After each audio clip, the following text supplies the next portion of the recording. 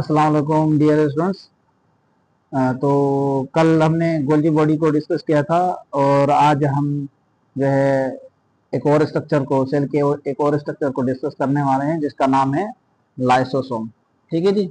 अब यहाँ पर थोड़ा वर्ड को यहाँ पर आप देखिएगा, लाइसो वर्ड कहीं पर भी बायोलॉजी में आता है, लाइसो लाइसिस से निकला है। लाइसो वर्ड जो है वो किससे निकला है? लाइसिस। इसका मतलब होता है ब्रेक डाउन। इसका क्या मतलब होता है? ब्रेक डाउन, तोड़ फोड़ करना। ठीक है जी। और हमें पता है बायोलॉजी में ये जो SOME, इसको सम नहीं पढ़ते, इसको हम क्या पढ़ते हैं? सोम पढ़ते हैं। ठीक है। तो सोम का मतलब होता है कोई भी बॉडी या स्ट्रक्चर, कोई बॉडी या स्ट्रक्चर, ऐसा बॉडी या स्ट्रक्चर जो क्या करे, जो कि ब्रेक डाउन करे, तो ऐसे बॉडी स्ट्रक्चर को हम क्या कहते हैं? लाइसोसोम कहते हैं। दरअसल लाइसोसोम सेल के अंदर वो वेसिकल्स, वो थैलियां होती हैं जो क्या करती हैं सेल के अंदर जो है वो तोड़ फोड़, या सिंपल अगर हम जो है वो साइंटिफिक टर्म बोले, डाइजेशन का प्रोसेस करती हैं, तोड़ फोड़ करती है, चीजों को तोड़ती है, खाने को तोड़ती है, या एक्स्ट्रा जो सेल ऑर्गेनिल्स हो गए, सेल के दूसरे जो कंपोनेंट्स हो गए, बीमार कंपोनेंट्स है, उनको तोड़ फोड़ करने का ये काम करती हैं। ठीक है जी। तो लाइसो वर्ड लाइसिस से निकला जिसका मतलब होता है ब्रेकडाउन, और सोम का मतलब होता है बॉडी या स्ट्रक्चर, ऐसा बॉडी स्ट्रक्चर जो क्या करे, जो सेल के अंदर तोड़ फोड़ करे, उसे हम लाइसोसोम कहते हैं। These are membrane bound spherical bodies which contain hydrolytic enzyme। मतलब ये दरअसल ये लाइसोसोम है क्या? ये स्फेरिकल बॉडीज होती है, मतलब गोल इस तरीके से स्फेरिकल बॉडीज होती हैं, और सिंगल मेम्ब्रेन होती है इनकी डबल मेम्ब्रेन नहीं होती है। डबल मेम्ब्रेन तो उनके पास होगी ना जिनके पास डीएनए होगा, लाइसोसोम के पास अपना डीएनए नहीं होता है, तो इसकी मेम्ब्रेन क्या होती है? सिंगल होती है। स्फेरिकल शेप होते हैं, लाजमी नहीं है कि स्फेरिकल शेप हो, जनरली इसकी शेप जो है फिक्स नहीं होती है, कभी कैसे शेप होती है, कभी कैसे शेप होती है, लेकिन मोस्टली क्या होती है? ये स्फेरिकल शेप, स्फेरिकल्स होती हैं। ठीक है। और इनके अंदर क्या भरे पड़े होते हैं? इनके अंदर हाइड्रोलाइटिक एंजाइम होते हैं। एंजाइम आपको पता है, नहीं पता है तो वैसे भी नेक्स्ट टॉपिक हमने एंजाइम के बारे में पढ़ेंगे। बहरहाल हाइड्रोलाइटिक वो एंजाइम होते हैं जो डाइजेशन में काम करते हैं, जो चीजों को तोड़ते हैं, ऐसे एंजाइम को हम हाइड्रोलाइटिक एंजाइम कहते हैं, जो वाटर ऐड करके चीजों को तोड़ते हैं, बड़े मालिक्यूल को छोटे मालिक्यूल में कन्वर्ट करते हैं। इस प्रोसेस को हम हाइड्रोलाइसिस कहते हैं। आपने पढ़ा होगा बायोमॉलिक्यूल्स में, हाइड्रोलाइसिस वो प्रोसेस है जिसमें हम क्या करते हैं? बड़े मालिक्यूल को छोटे मालिक्यूल में कन्वर्ट करते हैं, वाटर को ऐड करके। तो यहाँ तभी यहाँ पर लिखा हुआ है हाइड्रोलाइटिक, मतलब यहाँ पर वो एंजाइम होते हैं जो बड़े मालिक्यूल में वाटर को ऐड करते हैं और बड़े मालिक्यूल को तोड़ते हैं छोटे मालिक्यूल्स में, हाइड्रोलाइटिक एंजाइम होते हैं, तभी ये तोड़ फोड़ करते हैं। इसको डिस्कवर किसने किया था? डी डुवे ने किया था। किसने किया था? डी डुवे। तो ये साइंटिस्ट बड़ा इंपॉर्टेंट है, इसका याद आना आपको पता होना चाहिए कि भाई जो है लाइसोसोम की डिस्कवरी किसने की थी? डी डुवे ने की थी। ठीक है जी। उसके बाद जो लाइसोसोम को हम सुसाइडल वेसिकल भी कहते हैं, सुसाइडल वेसिकल्स भी कहते हैं, या इसको हम एटम बम ऑफ सेल भी कहते हैं, या स्क्वेंजर्स ऑफ सेल भी कहते हैं। दरअसल क्या होता है कि सेल के अंदर, किसी भी सेल के अंदर कभी कभी ऐसे हो जाता है ना कि कोई इंफेक्शन हो जाता है सेल के अंदर, तो वो सेल पूरा का पूरा डैमेज हो जाता है लाइसोसोम की वजह से, इसलिए हम सुसाइडल वेसिकल्स भी इसको कहते हैं। सेल का आइटम बम अगर ये फट जाए, क्योंकि इसके अंदर हाइड्रोलाइटिक एंजाइम है, अगर ये जो मेम्ब्रेन जो है इसकी फट जाए, ये जो है लाइसोसोम पूरा फट जाए, तो सारे के सारे एंजाइम बाहर साइटोप्लाज्म में रिलीज हो जाएंगे, और पूरे साइटोप्लाज्म के अंदर जितने भी पार्ट्स होंगे काम के, या जितने भी सेल ऑर्गेन्स होंगे, सबको ये क्या करते हैं? वो डाइजेस्ट कर देते हैं। ठीक है ना। इसके लिए इसको स्क्वेंजर ऑफ सेल्स भी कहा जाता है। कभी कभी ऐसा भी हो जाता है ना, मिसाल के तौर पर सेल को एक्टिव करो, भाई एक्टिव करो, तो एक्टिव करने के लिए ज्यादा एनर्जी चाहिए, तो भाई माइटोकॉन्ड्रिया का नंबर बढ़ा दो। हमने माइटोकॉन्ड्रिया का नंबर बढ़ा दिया, सेल को एक्टिव कर दिया, आस्ता आस्ता वो सेल बुढ़ा हो जाएगा। फिर उसके अंदर जो माइटोकॉन्ड्रिया है, कुछ माइटोकॉन्ड्रिया काम कर पाएंगे, कुछ वो भी जो है कमजोर हो जाएंगे। अब कमजोर माइटोकॉन्ड्रिया को क्या करें हम? उसको तो अंदर नहीं रख सकते सेल के अंदर, फिर क्या करते हैं? ऐसे कमजोर कमजोर माइटोकॉन्ड्रिया हो गया, या कोई और ऐसा सल्फर सेल ऑर्गेनिल्स हो गया जो किसी काम का नहीं रहा, उसको हटा दिया जाता है, इसलिए इसको स्कैवेंजर ऑफ सेल भी कहते हैं। अभी आपको लाइसोसोम मोस्टली आपको कहां पर देखने को मिलेगा? एक तो WBC सेल, हमारे जो होते हैं WBC cell, white blood cell जो होते हैं, जो क्या करते हैं? जर्म्स को वगैरह मारते रहते हैं। ठीक है। तो उनको, उनके लिए लाइसोसोम बड़ा जरूरी होता है। या मैक्रोफेज सेल्स हो गए, ये भी WBC का टाइप से। कुफर सेल, कुफर सेल आपको लिवर में मिलेंगे, ये लिवर में प्रेजेंट होते हैं। किसमें प्रेजेंट होते हैं? लिवर में प्रेजेंट होते हैं। ठीक है। ये भी क्या करते हैं? जर्म्स वगैरह को मारते हैं।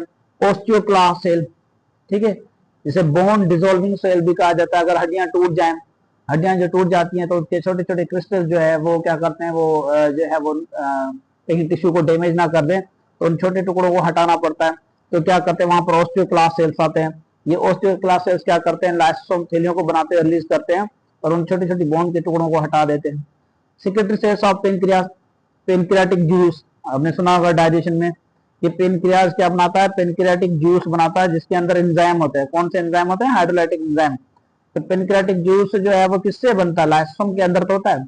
ठीक है जी, लाइसोसोम जो थैलियां होती हैं वो क्या करते हैं, उसके अंदर हाइड्रोलाइटिक एंजाइम होते हैं, जैसे पेनक्रियास के अंदर ट्रिप्सिन होता है, काइमोट्रिप्सिन होता है, ये एंजाइम होते हैं जो कि क्या करते हैं, डाइजेशन में काम करते हैं। तो पेनक्रियाटिक सेल्स के अंदर भी क्या होते हैं, ये ज्यादातर ये लाइसोसोम पाए जाते हैं। द मेम सॉरी यहाँ पर मैंने, the membrane of lysosome is permeable for H plus ion, ये बड़ा इंपॉर्टेंट पॉइंट है। आप मिसाल के तौर पर ये एक सिंगल सेल है, ठीक है जी, ये सेल है, ठीक है, ये क्या है, ये न्यूक्लियस है और यहाँ पर एंडोप्लाज्मिक रेटिकुलम है, ठीक है जी, एंडोप्लाज्मिक रेटिकुलम। तो यहाँ पर क्या है, यहाँ पर गोल्गी बॉडी है, ठीक है। लाइसोसोम कहीं से नहीं निकलता है, इन गोल्गी बॉडी से निकलता है। यहाँ पर ये दो जो है वो क्या करते हैं, ये वैक्यूल्स जो है या वसाइकल्स जो है मिलकर एक बड़ी वसाइकल्स मिले जिसको हमने नाम दिया, ये हमारा लाइसोसोम बन गया, ठीक है।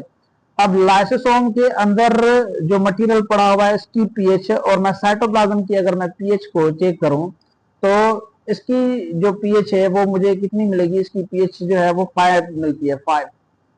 और इसकी पीएच क्या होती है, सेल की पीएच ज्यादा होती है, इसकी पीएच कम होती है। और साइटोप्लाज्म की पीएच क्या होती है, न्यूट्रल होती है, मोस्टली क्या होती है, 7 होती है। इसका मतलब क्या है, अगर साइटोप्लाज्म में H प्लस आयन बनते हैं तो क्या करता है, ये लाइसोसोम क्या करता है, इस H प्लस आयन को अपने अंदर ले लेता है। ये सिर्फ और सिर्फ H प्लस आयन के लिए परमेबल है, मतलब अपने अंदर सिर्फ और सिर्फ H प्लस आयन को अंदर आने देता है, बाकी किसी भी आयन को अंदर नहीं आने देता। H प्लस आयन इसके अंदर जमा होता जाता है, जितना H प्लस आयन बढ़ेगा वो एसिड होगा, जितना आप H प्लस आयन बढ़ाते जाएंगे वो इतना तेज एसिड बनता जाएगा, उसकी पीएच घटती जाएगी। इसलिए लाइसोसोम के अंदर जो एनवायरमेंट है उसकी पीएच कितनी होती है, उसकी पीएच होती है 5, ठीक है जी।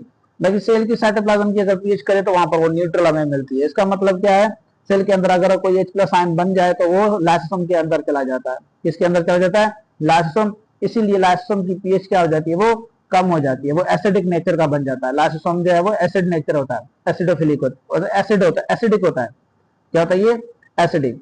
यहाँ पर क्या लिखा है कि जो मेम्ब्रेन जो होती है वो लाइसोसोम, मतलब ये जो मेम्ब्रेन है लाइसोसोम की, यहाँ पर मैं एक लाइसोसोम बना देता हूँ, ठीक है। तो यहाँ पर अगर H प्लस आयन होंगे, यहाँ साइटोप्लाज्म में H प्लस आयन होंगे, तो ये H प्लस आयन कहाँ पर चले जाएंगे, ये लाइसोसोम के अंदर जाएंगे। मतलब लाइसोसोम की जो मेम्ब्रेन है ये वाली, ये सिर्फ और सिर्फ किसको इजाजत दे रही है, H प्लस आयन को दे रही है, ठीक है। तो H प्लस आयन इसके अंदर जाएगा और H प्लस आयन के आने की वजह से लाइसोसोम क्या हो जाएगा, एसिडिक हो जाएगा और उसकी पीएच अराउंड कितनी हो जाएगी, अराउंड 5 पीएच हो जाती है, ठीक है। मतलब ये लाइसोसोम के अंदर जो इन्वायरमेंट है वो एसिडिक इन्वायरमेंट है। अगर इसकी पीएच मालूम करे, पीएच पूछे कितनी होती है भाई, ये जो है लाइसोसोम के अंदर की जो इन्वायरमेंट अगर एसिडिक है, एसिड है तो कितना एसिड है, मतलब कितनी उसकी पीएच है, तो इसकी पीएच कितनी होती है सर जी, 5 होती है, ठीक है जी। ये आपको पता होना चाहिए, ये जो है थोड़ा इंट्रोडक्शन है लाइसोसोम के बारे में।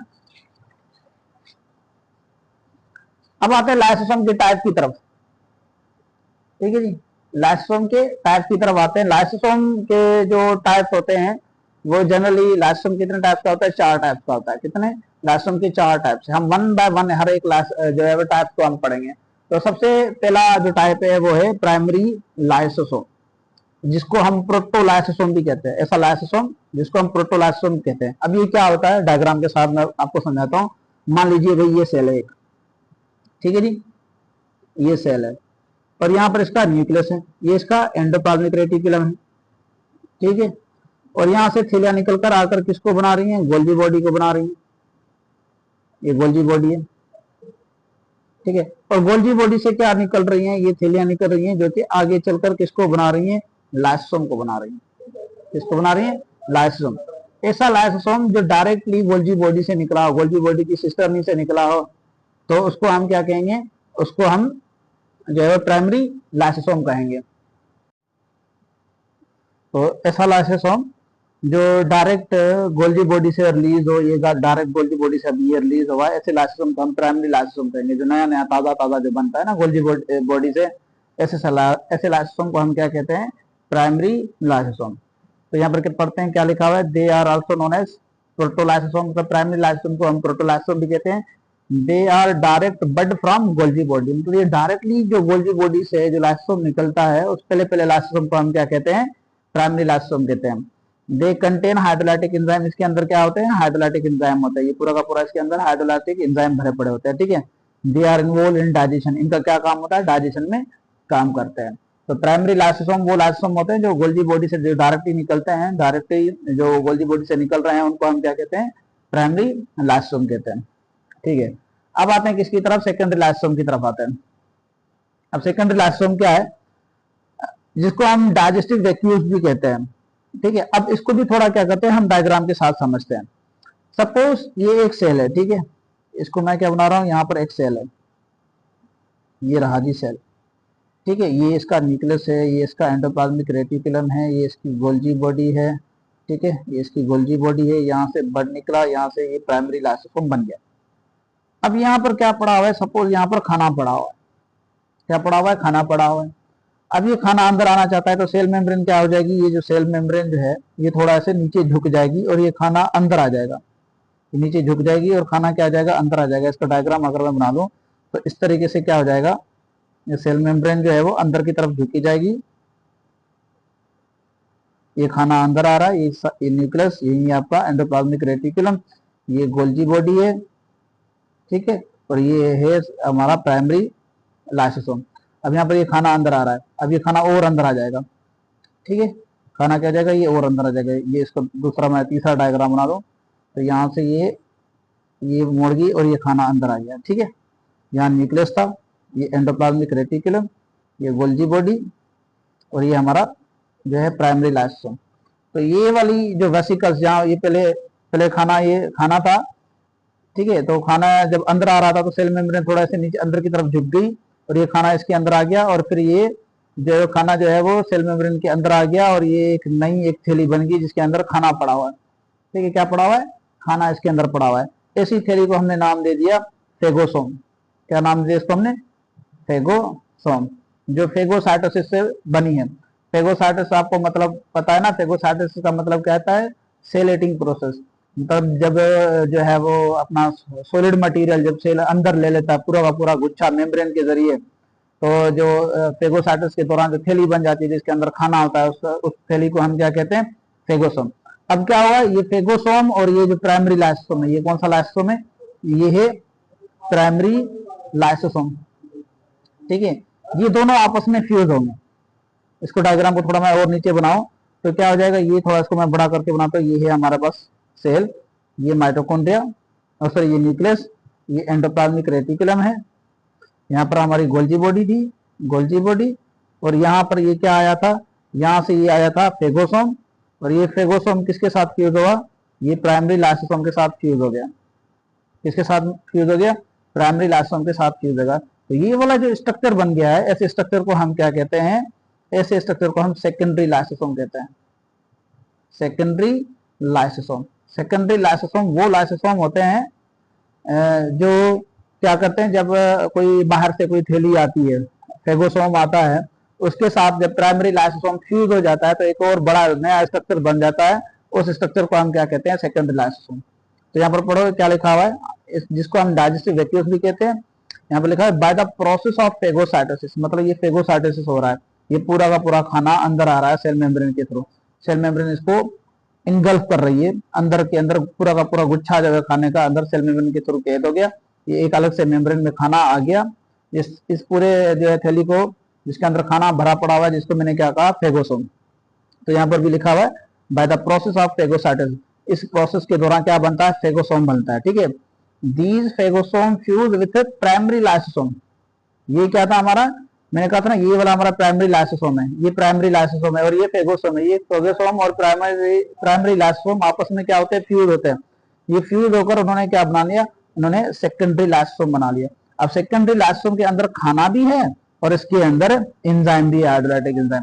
खाना कहाँ से आया, फेगोसोम से आया सेकेंडरी लाइसोसोम के अंदर, और जो है वो एंजाइम कहाँ से आया, यहाँ से, जो कि प्राइमरी लाइसोसोम जो इसके साथ फ्यूज हो गया, ठीक है। अब एक बड़ा सा एक जो है वो थैली बन गई जिसको हमने सेकेंडरी लाइसोसोम कह दिया, जिसके अंदर खाना भी पड़ा हुआ है, जिसके अंदर जो है क्या पड़ा हुआ है, जिसके अंदर एंजाइम भी पड़े हुए हैं, डाइजेस्टिव एंजाइम भी पड़े हुए हैं, ठीक है। अब यहाँ पर क्या होगा, इसी सेकेंडरी लाइसोसोम के अंदर क्या होती है, डाइजेशन होती है। डाइजेशन क्यों है, क्योंकि इसके अंदर खाना भी है, फेगोसोम इसके साथ जुड़ गया प्राइमरी लाइसोसोम के साथ, और जो है वो फेगोसोम मतलब फेगोसोम भी इसके साथ जुड़ गया, तो उसके अंदर खाना था, और प्राइमरी लाइसोसोम के अंदर एंजाइम थे, तो सेकेंडरी लाइसोसोम बन गया। अब सेकेंडरी लाइसोसोम के अंदर क्या हो रही है, डाइजेशन हो रही है। सेकेंडरी लाइसोसोम के अंदर क्यों डाइजेशन हो रही है, क्योंकि इसी के अंदर एंजाइम भी पड़े हुए हैं जो कि प्राइमरी लाइसोसोम से आए थे, और इसके अंदर खाना भी पड़ा है जो कि फेगोसोम से आया था। ठीक है, तो सेकेंडरी लाइसोसोम वो लाइसोसोम होता है जो फेगोसोम के साथ फ्यूज होकर बनता है। ठीक है, फेगोसोम क्या है, वो थैली जिसके अंदर खाना पड़ा हुआ था जो कि बाहर से आया था सेल मेम्ब्रेन के थ्रू। ठीक है जी, यहां तक समझ में आ गया सेकेंडरी लाइसोसोम क्या होता है। चलिए, उसके बाद जो है वो तीसरी टाइप जो है जिसको हम क्या कहते हैं, रेसिड्यूल लाइसोसोम, जिसका दूसरा नाम क्या होता है, टीलोलाइसोसोम। अब इसका भी अगर हम डायग्राम समझ लेते हैं, सपोज कर लो ये पूरा का पूरा सेल है। ठीक है, अब इसके अंदर न्यूक्लियस है, ये इसका एंडोप्लाज्मिक रेटिकुलम है। ठीक है, एंडोप्लाज्मिक रेटिकुलम, और ये इसकी गोल्जी बॉडी है। ठीक है, गोल्जी बॉडी से प्राइमरी लाइसोसोम जो है निकला था, प्राइमरी यहाँ से फेगोसोम आई थी, फेगोसोम और प्राइमरी लाइसोसोम मिलकर सेकेंडरी लाइसोसोम बनाया था। ये क्या, ये सेकेंडरी लाइसोसोम है। ठीक है, अब इस सेकेंडरी लाइसोसोम के अंदर क्या हो रही थी, मैंने कहा कि डाइजेशन हो रही थी। अब जैसे डाइजेशन खत्म हो जाएगी तो जो चीजें इसके अंदर डाइजेस्ट हो गई, जो चीजें इसके अंदर डाइजेस्ट होगी वो डिफ्यूज होकर बाहर निकल कर आ जाएंगी, वो बाहर निकल कर आ जाएंगी। ठीक है जी, जितना भी मटेरियल इसके अंदर जो डाइजेस्ट होगा, यूजफुल मटेरियल जो है वो इस थैली से सेकेंडरी लाइसोसोम से बाहर निकल कर आ जाएगा। अब सेकेंडरी लाइसोसोम के अंदर सिर्फ और सिर्फ इसके अंदर क्या भरा पड़ा होगा, सिर्फ और सिर्फ वेस्टेज भरा पड़ा होगा। इसके अंदर सेकेंडरी लाइसोसोम के अंदर क्या पड़ा है, सिर्फ और सिर्फ वेस्टेज भरा पड़ा है। ऐसे वेस्टेज भरे सेकेंडरी लाइसोसोम को हम क्या कहते हैं, इसी को हम रेसिड्यूल लाइसोसोम कहते हैं। इसी को हम क्या कहेंगे, रेसिड्यूल लाइसोसोम कहेंगे। तो यहां पर देखो क्या कह रहा है, इसको हम टीलोलाइसोम भी कहते हैं। After the digestion the digestive substance diffuse out from secondary lysosome, मतलब जब ये सेकेंडरी लाइसोसोम बना था जिसके अंदर डाइजेशन हो रही थी, उसके बाद डाइजेशन होने के बाद जो भी चीजें डाइजेस्ट होगी, जो यूजफुल मटेरियल था वो सेकेंडरी लाइसोसोम से निकल कर आ गया। ठीक है, बाहर निकल कर आ गया। ओनली वेस्टेज इन रिमेन, सिर्फ और सिर्फ अब इस थैली के अंदर सिर्फ और सिर्फ क्या बचा है, वेस्टेज, जो मतलब ऐसा मटेरियल जो किसी काम का नहीं बचा, सिर्फ वो ही इसके अंदर बचा है। सच वेस्टेज कंटेनिंग लाइसोसोम को हम क्या कहते हैं, रेसिड्यूल लाइसोसोम कहते हैं। ये जो लाइसोसोम है ये रेसिड्यूल लाइसोसोम है, और इस रेसिड्यूल लाइसोसोम का क्या होता है, इसका एक्सोसाइटोसिस होता है, इसको बाहर निकाल दिया जाता है। मतलब ये क्या जाएगा, ये आगे चलकर सेल मेम्ब्रेन के साथ फ्यूज हो जाएगा, और इसके अंदर जो भी मटेरियल भरा पड़ा होगा वो ऐसे बाहर निकल जाएगा। क्या निकल जाएगा, इस तरह से बाहर निकल जाएगा। ठीक है जी, तो इस तरीके से क्या होता है कि इसके जो है ना वो टाइप्स इस कैटेगरी में ऐसे रखेंगे। अगर आप कहें तो मैं थोड़ा आपको एक और क्या करता हूँ, आपको जो है ना वो थोड़ा और डायग्राम के साथ मैं आपको समझाता जाता हूँ। ठीक है जी, ये पेज मैंने खाली इसलिए रखा है ताकि आपको समझा दूं। सपोज करें ये एक सेल है, ठीक है, और ये इसका न्यूक्लियस है। एंडोप्लाज्मिक रेटिकुलम नहीं बनाता, मैं डायरेक्ट गोल्जी बॉडी बनाता हूँ। ये है गोल्जी बॉडी। ठीक है, गोल्जी बॉडी से क्या निकला था, यहाँ से जो है वो लाइसोसोम निकला, जिसको हमने प्राइमरी लाइसोसोम कहा था। ठीक है, जिसके अंदर डाइजेस्टिव एंजाइम पड़े हैं, हाइड्रोलाइटिक एंजाइम पड़े हैं। अब यहाँ पर बाहर क्या पड़ा हुआ था, बाहर खाना पड़ा हुआ था। अब ये खाना कैसे अंदर आएगा, ये खाना ऐसे अंदर आ जाएगा, ये मेम्ब्रेन अपने आप को इस तरह से पीछे थोड़ा मुड़ जाएगी। मुड़ जाएगी कैसे, थोड़ा इसको मैं इस तरह से डायग्राम बना के दूं, इस तरीके से ये क्या हो जाएगी, इस तरह से वो मुड़ गई। ठीक है, तो ये आपका न्यूक्लियस है, और ये आपका जो है वो गोल्जी बॉडी है, और यहाँ पर क्या पड़ा हुआ है, यहाँ पर हमारा प्राइमरी लाइसोसोम पड़ा है, और खाना आस्ते आस्ते अंदर आ रहा है, और खाना इस तरह से अंदर आ जाएगा। और डायग्राम बना दो, अब क्या हो जाएगा, ये थोड़ा सा बिल्कुल पतला सा जाकर बचा है, अब ये खाना अंदर आने वाला है। ठीक है, ये न्यूक्लियस, और यहाँ पर गोल्जी बॉडी, गोल्जी बॉडी के बाद यहाँ पर प्राइमरी लाइसोसोम खड़ा है। ठीक है, और थोड़ा अगर हम देखेंगे तो ये क्या आ जाएगा, ये खाना अंदर आ जाएगा, सेल मेम्ब्रेन आपस में इस तरह से फ्यूज हो जाएगी, ये खाना अंदर आ गया, ये बन गया है फेगोसोम। इसको हम क्या कहेंगे, फेगोसोम। ठीक है, तो खाना किस तरीके से अंदर आ रहा था, मेम्ब्रेन सेल मेम्ब्रेन ऐसे मुड़ रही थी, मुड़ते मुड़ते मुड़ते, और उसने पूरे का पूरे खाने को अंदर इनगल्फ कर ले लिया। तो इसको मैं क्या कहूंगा, फेगोसोम कहूंगा। क्या कहूंगा, फेगोसोम। ठीक है, अब ये फेगोसोम, ये यहाँ पर प्राइमरी लाइसोसोम है, ये क्या है, प्राइमरी लाइसोसोम। इसके साथ फ्यूज होगा, क्या हो गया, इस तरह से फ्यूज होगा। तो इसको फ्यूज करके दिखाते हैं। ये मान लो ये सेल है, ठीक है, ये आपके दोनों के दोनों आपस में क्या हो जाएंगी, फ्यूज हो गई। ठीक है, फेगोसोम है ये, और ये हमारा प्राइमरी लाइसोसोम आपस में फ्यूज हो गया। इस पूरे स्ट्रक्चर को मैंने क्या कहा, रेसिड्यूल, सॉरी, इसको मैंने क्या कहा, सेकेंडरी लाइसोसोम का। क्या कहा, ये है सेकेंडरी लाइसोसोम। सेकेंडरी लाइसोसोम किससे बनता है, जब प्राइमरी लाइसोसोम और फेगोसोम आपस में जुड़ते हैं तो सेकेंडरी लाइसोसोम बनता है। अब क्या होगा, इसके अंदर डाइजेशन हो रही है, जैसे ही डाइजेशन खत्म हो जाएगी, जैसे डाइजेशन खत्म हो जाएगी, तो ये जो हमारा सेकेंडरी लाइसोसोम है, इससे क्या हो जाएगा, यूजफुल मटेरियल बाहर निकल कर आ जाएगा, यूजफुल मटेरियल बाहर निकल कर आ जाएगा। ठीक है, जब सारा का सारा यूजफुल मटेरियल बाहर निकल कर आ जाएगा, तो अब क्या होगा, अब इसके अंदर सिर्फ और सिर्फ क्या भरा पड़ा होगा, सिर्फ और सिर्फ इसके अंदर वेस्टेज भरा पड़ा होगा। ऐसे वेस्टेज भरे हम जो है वो वेसिकल्स को या लाइसोसोम को हम क्या कहते हैं, रेसिड्यूल लाइसोसोम। ये हमारा है रेसिड्यूल लाइसोसोम। ठीक है, रेसिड्यूल लाइसोसोम है। अब ये किसी काम का नहीं है तो इसको सेल बाहर निकाल देगा। ठीक है, इस तरह से ये आगे इस तरह से जाएगा और सेल के साथ, सेल मेम्ब्रेन के साथ फ्यूज हो जाएगा। ठीक है, और ये क्या हो जाएगा, ये वेस्टेज सबसे बाहर रिलीज होगा, जिसको हम क्या कहते हैं, एक्सोसाइटोसिस कहते हैं। अब आपको उम्मीद है कि समझ में आ गया होगा कि क्या कहानी है इसकी। ठीक है जी, तो यहाँ पर भी रेसिड्यूल लाइसोसोम, जिसको टीरियल लाइसोसोम कहा जाता है, जब डाइजेशन हो जाती है सेकेंडरी लाइसोसोम के अंदर, तो सिर्फ और सिर्फ उसके अंदर वेस्टेज जाकर बचता है। ऐसे वेस्टेज भरे लाइसोसोम को हम क्या कहते हैं, रेसिड्यूल लाइसोसोम कहते हैं। और ये रेसिड्यूल लाइसोसोम फिर किस प्रोसेस के अंदर चले जाते हैं, एक्सोसाइटोसिस के अंदर चले जाते हैं। ठीक है जी, यहाँ तक समझ में आ गया। चलिए, बाकी आखिरी बचता है हमारा, 4 टाइप थे, 3 टाइप हमने कवर कर लिए हैं। अब हमारे पास चौथा टाइप क्या है, ऑटोफेजिक लाइसोसोम, जिसको हम सेल स्कैवेंजर्स भी कहते हैं। ये सेल के अंदर सफाई का काम करता है। सफाई का काम किस तरीके से करता है, अगर मैं आपको मिसाल दूं, सपोज ये एक सेल है, ठीक है जी, ये न्यूक्लियस है, यहाँ पर गोल्जी बॉडी है। ठीक है, यहाँ से गोल्जी बॉडी से क्या निकला, यहाँ पर प्राइमरी लाइसोसोम निकला, और यहाँ पर ये माइटोकॉन्ड्रिया पड़ा हुआ है। लेकिन ये माइटोकॉन्ड्रिया किसी काम का नहीं है। ये क्या है, माइटोकॉन्ड्रिया, ये माइटोकॉन्ड्रिया, ये माइटोकॉन्ड्रिया किसी काम का नहीं है। मतलब ये बूढ़ा हो चुका है, कमजोर हो चुका है, अब ये किसी काम का नहीं रहा। जब ये किसी काम का नहीं रहा तो ये इसके अंदर पड़ा होकर ऐसे समझे कि ये एक वेस्टेज है। अब इसको हम क्या करें, इसको बाहर निकाल दे, नहीं, हम इसको तोड़ेंगे, इसके अंदर जो मटेरियल होगा यूजफुल वो निकालेंगे। अब तोड़ेंगे तो अब तोड़ेंगे किस चीज से, हम क्या करेंगे, इसी प्राइमरी लाइसोसोम के इसके पास भेजेंगे, और ये प्राइमरी लाइसोसोम क्या कर देगा, सेल के अंदर सफाई करेगा। माइटोकॉन्ड्रिया होगा, लाजमी नहीं खाली माइटोकॉन्ड्रिया को हटा दे, कोई और दूसरा स्ट्रक्चर हो गया, एंडोप्लाज्मिक रेटिकुलम किसी काम का नहीं रहा, यहाँ जो है वैक्यूल्स किसी काम का नहीं रहा, तो ये प्राइमरी लाइसोसोम उस वक्त क्या बन जाता है, उस वक्त ये ऑटोफेजिक लाइसोसोम बन जाता है। जब ये सेल के अंदर सफाई कर रहा हो, खाने का डाइजेशन नहीं, सेल के अंदर सफाई कर रहा हो, दूसरे सेल ऑर्गेनिल्स को हटा रहा हो, सरप्लस सेल ऑर्गेनिल्स को हटा रहा हो। सरप्लस सेल ऑर्गेनिल्स का मतलब क्या होता है, सरप्लस सेल ऑर्गेनिल्स का मतलब होता है वो सेल के ऐसे जो किसी काम के नहीं रहे हैं, उनको हटाने का जो ये काम कर रहा है। ठीक है, ऐसे लाइसोसोम को हम क्या कहेंगे, ऑटोफेजिक लाइसोसोम कहेंगे। ठीक है, ये ऑटोफेजी कर रहा है, क्या कर रहा है, ऑटोफेजी।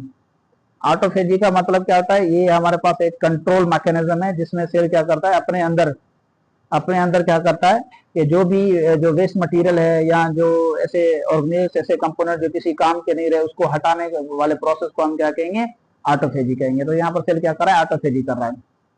ठीक है जी, तो यहाँ पर सेल स्क्वेंजर्स कहते हैं, these lysosome are involve in the digestion of surplus cell organelles, मतलब उन सेल ऑर्गेनिल्स के डाइजेशन में ये इन्वॉल्व होते हैं जो किसी काम के नहीं रहते हैं।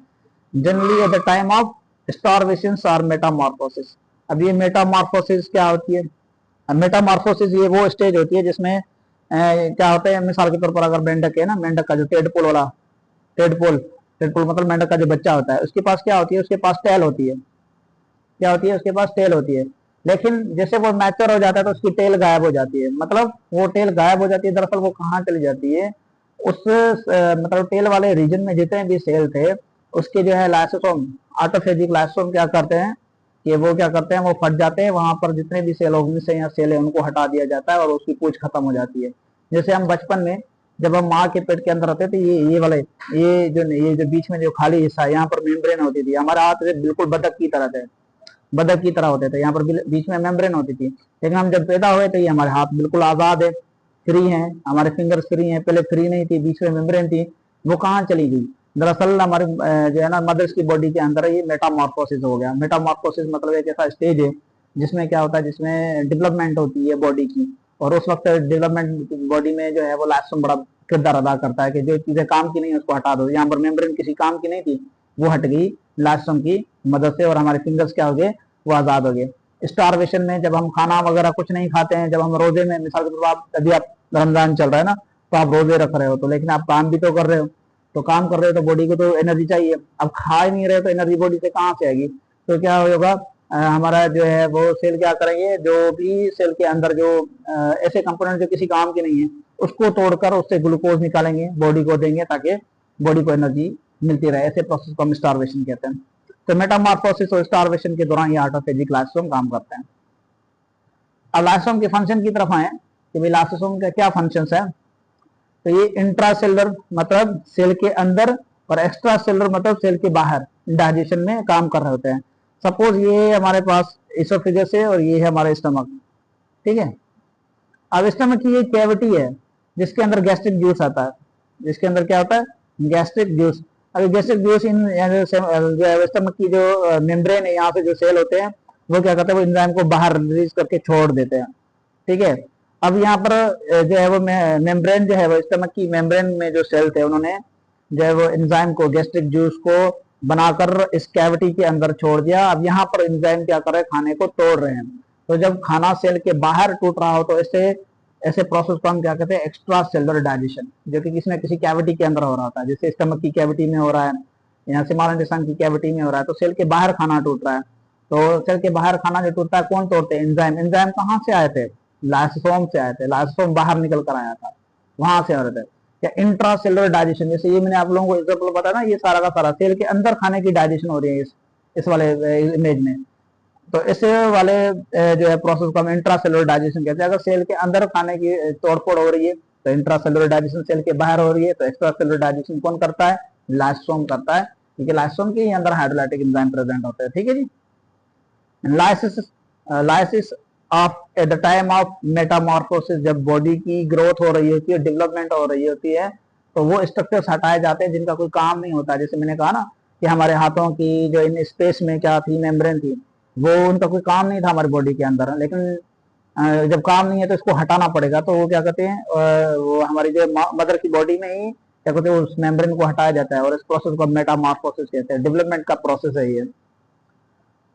दूसरा यहाँ पर क्या लिखा, break down of matrix of cartilage for ossification. छोटा बच्चा होता है ना, छोटे बच्चे के अंदर डायरेक्ट बोन नहीं मिलती है, डायरेक्ट बोन नहीं बनती है, क्या बनता है, कार्टिलेज बनता है। तो फिर कार्टिलेज के मैट्रिक्स को हटाकर बोन बनाया जाता है, इस प्रोसेस को हम ओसिफिकेशन कहते हैं। बोन के बनने को प्रोसेस को हम क्या कहते हैं, ओसिफिकेशन। इसमें भी कौन किरदार अदा करता है, लाइसोसोम। क्यों, क्योंकि लाइसोसोम ही क्या करेगा, जो है वो मैट्रिक्स को हटाएगा, कार्टिलेज को हटाएगा, और फिर वहां पर क्या बनना शुरू हो जाएगी, बोन बनना शुरू हो जाएगी। ऑटोलाइसिस सुना होगा, नेक्रोसिस जिसे कहते हैं। नेक्रोसिस एक ऐसा प्रोसेस है जिसमें हमारा सेल की डेथ हो जाती है। एक तो सेल खुद से क्या करता है, वो डेथ करता है, कंट्रोल डेथ होती है, उसको हम एपोप्टोसिस कहते हैं। लेकिन दूसरी डेथ होती है जिसमें इन्फेक्शन की वजह से हमारा सेल मर जाए। हमारे सेल अपनी मर्जी से की वजह से नहीं बना, सेल के अंदर इन्फेक्शन हो गया, और उस इन्फेक्शन के दौरान क्या करता है कि इलास्टोम थैलिया फट जाती है और पूरे के पूरे सेल को डिस्ट्रॉय कर देती है। तो इस प्रोसेस को हम ऑटोलाइसिस कहते हैं या नेक्रोसिस भी कहते हैं, ठीक है ना। ऑटोलाइसिस और ऑटोफेजी, इन दोनों में फर्क है। ऑटोलाइसिस में ये हमारे पास क्या है, ये अनकंट्रोल मैकेनिज्म है, ये कंट्रोल मैकेनिज्म है। ऑटोफेजी जो है वो कंट्रोल मैकेनिज्म है, और लेकिन ऑटोलाइसिस जो है ये हमारा पास ये क्या है, ये अनकंट्रोल मैकेनिज्म है, जिसमें सेल अपना कंट्रोल खो देता है। पैथोलॉजिकल या फिर हम क्या कहेंगे इन्फेक्शन वाली कंडीशन में जरासीम वगैरह आते हैं तो क्या करता है, वो जो इलास्टोम थैलियां फट जाती हैं और पूरे सेल को डिस्ट्रॉय कर देती है। लेकिन ऑटोफेजी में ऐसे नहीं होता, ऑटोफेजी में पूरा सेल डिस्ट्रॉय नहीं होता, सिर्फ और सिर्फ बेकार जो है वो ऑर्गेनेल्स को हटाया जाता है, सफाई करी जाती है, ठीक है। इसलिए इसके वेंजर कहते हैं ऑटोफेजिक लाइसोसोम को, सेल के अंदर सफाई जाती है। लेकिन ऑटोलाइसिस में ऐसा नहीं होता, ऑटोलाइसिस में पूरा सेल ही तबाह हो जाता है, हमारा सेल इन्फेक्शन की वजह से तबाह हो जाता है। तो ऐसे को हम नेक्रोसिस भी कहते हैं। पोस्टमार्टम डीजनरेशन, आपको पता है कि हमारी बॉडी जो है वो डिकम्पोज हो जाती है। तो डिकम्पोज होने की वजह, एक तो हमारे डिकम्पोजर्स भी हैं, बैक्टीरिया और फंजाई, दूसरा हमारा अपनी खुद की अपनी बॉडी भी है। जब हमारी डेथ हो जाती है तो हमारे सेलों के अंदर जो लाइसोसोम है वो फट जाती हैं और पूरे पूरे बॉडी को डिकम्पोज करती हैं। इसे पोस्टमार्टम डिजनरेशन कहते हैं। और इट परफॉर्म ऑटोफेजी, अभी अभी मैंने कहा ये ऑटोफेजी भी करता है। ऑटोफेजी एक ऐसा प्रोसेस है, एक कंट्रोल मैकेनिज्म है जिसमें हम सेल के अंदर एक्स्ट्रा मटेरियल को हम हटा देते हैं जो किसी काम के नहीं होते हैं। That's all about the lysosome.